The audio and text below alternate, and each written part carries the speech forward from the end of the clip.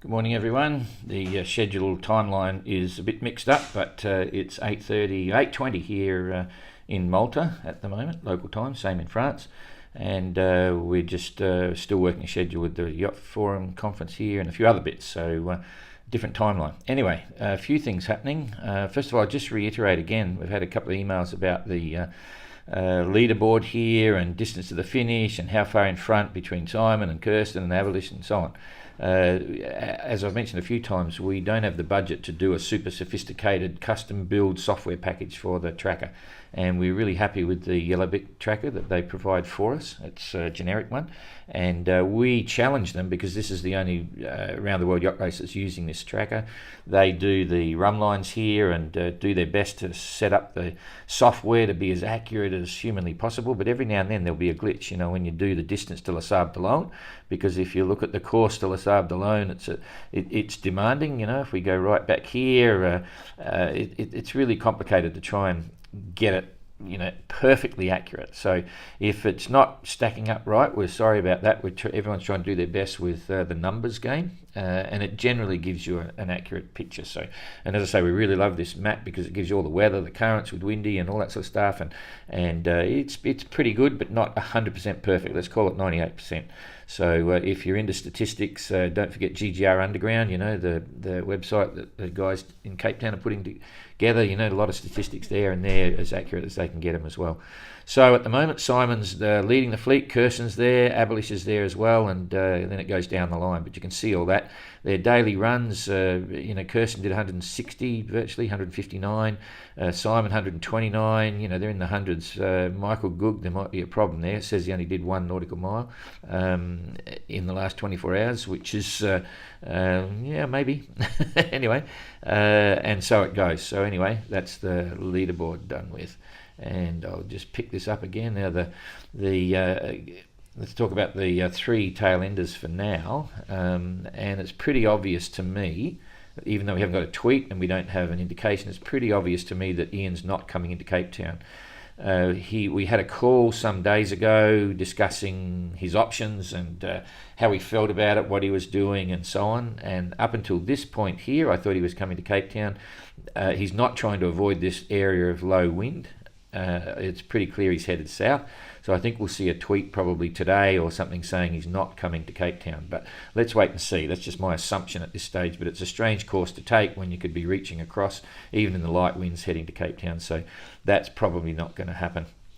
The other thing here, this is kind of interesting because Guy's holding his own in a course towards Cape Town, but the wind must be maybe a little bit stronger than what it's showing here. He's only making 2.6 knots.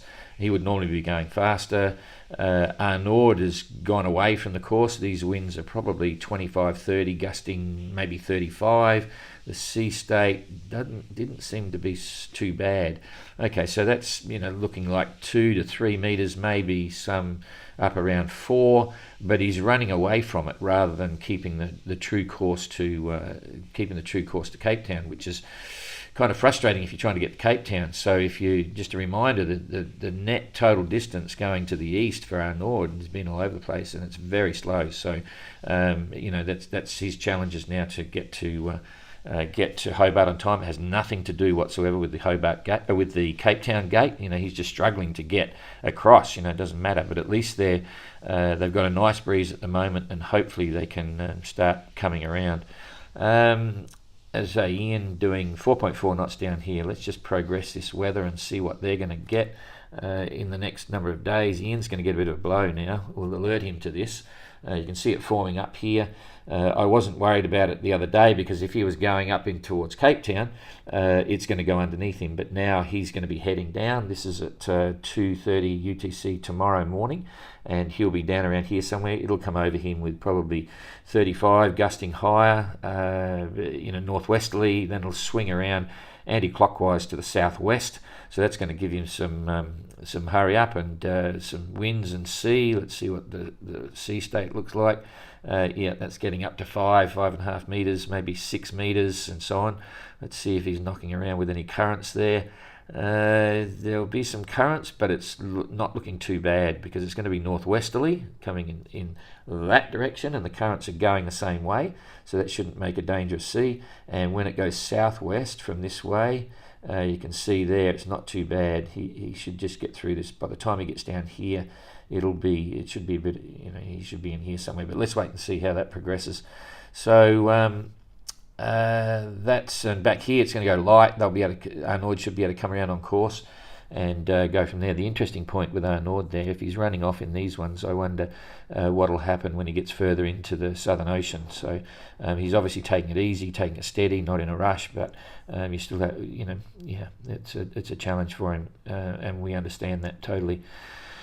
Okay, so that's enough for there. We'll go back to real-time weather and look at the next lot. You can see, if I build this up, Elliot's had real challenges getting out of Cape Town. I think initially I think he just wanted to get offshore. I'll increase the track so you can see it here. He's not very bright track, but he went straight out to the west. I think it was easier to get offshore and get some sleep. Then he came down with these headwinds, and now he's pretty much drifting around 0.3 of a knot, not much wind, so that's been challenging for him. And Jeremy's on his way, but again for him, the previous one wasn't so bad. Now he's doing 5.4 knots, so he's on the move, heading south. I'll just cut that back. One more so we can see the others. Okay, Captain Goog is still in some light winds. I know he's got moving, and in fact he's doing okay because that breeze now is probably not quite like that. He's making 5.3 knots, and it looks like he's got a very light headwind at 5 or 10 knots, so he's got a bit more breeze, and he's on the top end of this high. So we'll see how that evolves as going forward. Kirsten and Abelish, they've been having a bit of a run for their money with now come on, click on, here we go. Abelish doing 7 knots. There might be a bit of current there. I was looking last night, there's a bit of current. Kirsten's doing 8.1 knots. So let's just see what's up. I'll look at Simon. Simon's doing 7.4 knots, so they're certainly getting a move on. They're chasing each other fiercely. We go for currents now. Let's see what's the go. Okay, so nothing's helping Abelish right now. Oh no, he is. He's just off. If this is accurate, right, you can see it turns radically to the east, the current. So he may be just getting a bit of a boost there, a little bit of a boost going on. And Kirsten, you can see she's probably been sailing a course like this all the time, right? She doesn't even know that the current's gone. And with this current, it's pushed her up, and with the wind, that would have made a pretty challenging sea because. Remember oh no, it's all together. Sorry, I was thinking northwest, too early.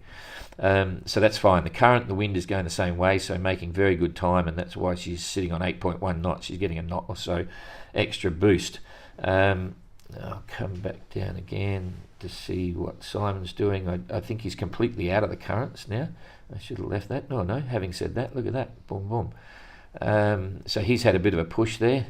7.4 knots all behind him, and then he's going to have it on the beam, and so yeah, there's still a bit of an interplay there. If we just go back here, yeah, it's running right along the top. So, but generally it's all heading towards the east, and generally we're supposed to be getting westerlies. So watch this space. Anyway, yeah, that's a northwesterly, so that's not so bad either.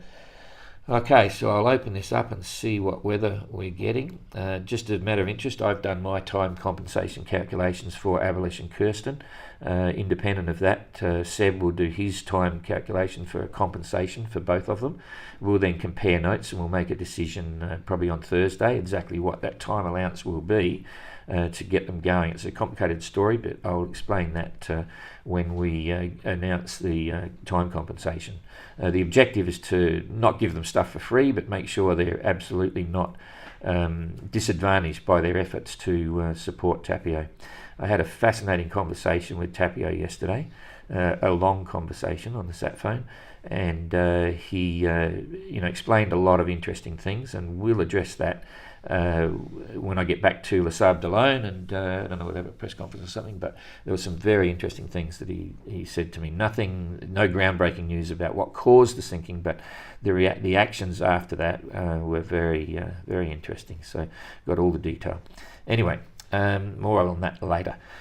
So what we're doing now is I'll just drop it up one more so it covers all of the mid-range guys, and Jeremy's just on the top corner there, and I'll toggle the weather through. So we've got okay, Simon's going to hold that northwesterly for a while. It's going to go along, so he'll like that, but it's good that he's got some sea room from the no-go zone underneath. He's doing well to hold his course. You can see the difference here with Arnaud, for instance. Oh, it's on the quarter, so that's not so bad. He can maintain that. Coming up from the south for Avilish and Kirsten, they're still holding the breeze. This is late today, so then they're going to be overtaken. Sit around, have a nice cup of tea. This is overnight on the 23rd, so this is lunchtime.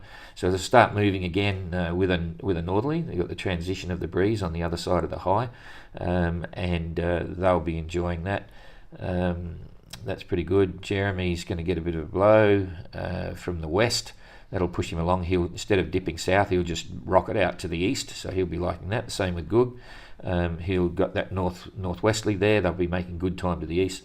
This is through to 8:30 on the 24th, so 2 days away. So generally no big storms, a combination of light winds and heavy winds, but not big storms. The seas generally now, when the wind gets over 35 to 40 knots, they'll be around 5-6 metres.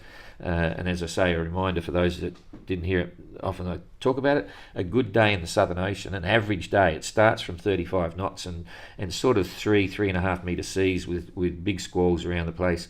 And that's a good day in the Southern Ocean. Then it goes either side of that, so they'll be getting used to it as they get going, and they'll be down there for nearly 3 months, so quite an epic.